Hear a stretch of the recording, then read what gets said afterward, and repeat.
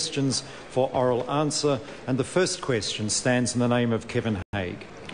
Thank you, Mr. Speaker. My question is to the Minister for Biosecurity and asks, can he give the public a 100% guarantee that imports of palm kernel do not pose biosecurity risks to New Zealand's farms and environment, particularly in light of the fact that 1 in 10 shipments have been found to contain insects and animals despite having been fumigated before arriving in New Zealand?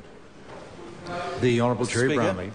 Mr. Speaker, I can no more give a 100% guarantee for the importation of palm kernel as I can for the importation of other animal feeds into New Zealand, such as soya or tapioca. I am assured through Biosecurity New Zealand that any biosecurity risks associated with the importation of palm kernel are well managed and dealt with appropriately. I think it's worth noting that all of the insects found in palm kernel shipments are deemed most likely to have entered the shipment post its arrival in New Zealand. Kevin Hague. Supplementary, Mr. Speaker. Is the Minister aware of reports by dairy farmers of discovering unusual weeds in places where palm kernel has been fed out, and wood, soil and pieces of metal in imported palm kernel? The Honourable Jerry Brownlee. Mr. Speaker, no, I'm not aware of that, but I am aware that there is considerable urban myth surrounding the importation of palm kernel, which has been a practice in New Zealand for over a decade. Mr. Speaker, there's even been a suggestion that in one particular shipment there was a monkey found amongst the palm kernel. These are simply untrue. Well, Mr. Speaker, a bit of self-identification on the other side of the House there, but believe me, if they found Porakura Horomira in there, they wouldn't have thought he was a monkey. And I think, but this is, Mr. Speaker, this is a serious issue. The New Zealand government has always taken this seriously, and palm kernel is fumigated prior to leaving, quite often during shipment, and if there is any suggestion of incursion when it arrives, it is further fumigated. Kevin Hague.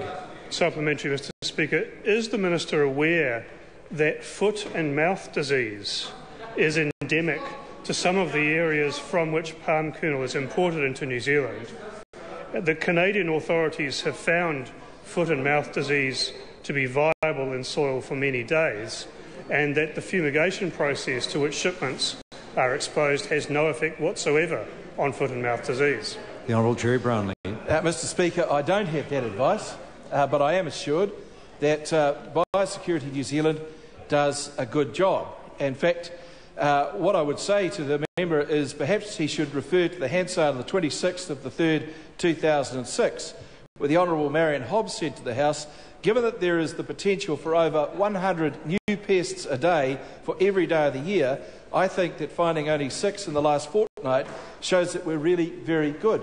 That was an answer to a question about concerns at the time, and the Minister gave a proper answer indicating how seriously New Zealand takes its biosecurity obligations. Kevin Hague. Supplementary, Mr. Speaker.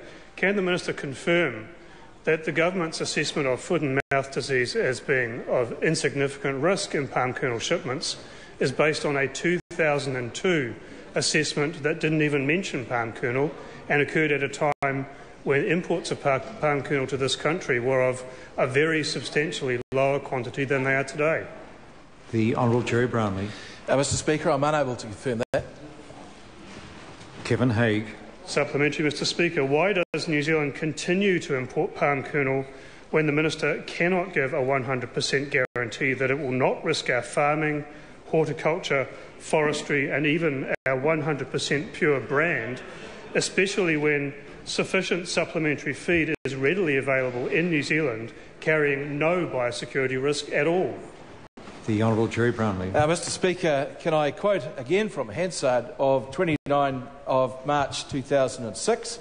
The Honourable Jim Anderton said, and I think he's right, and it serves as a very good answer to this question, quote, I point out to the member that if New Zealand were to try and fund a biosecurity system that would prevent all possible incursions in New Zealand, there would not be enough wealth generated in the whole GDP to guarantee that.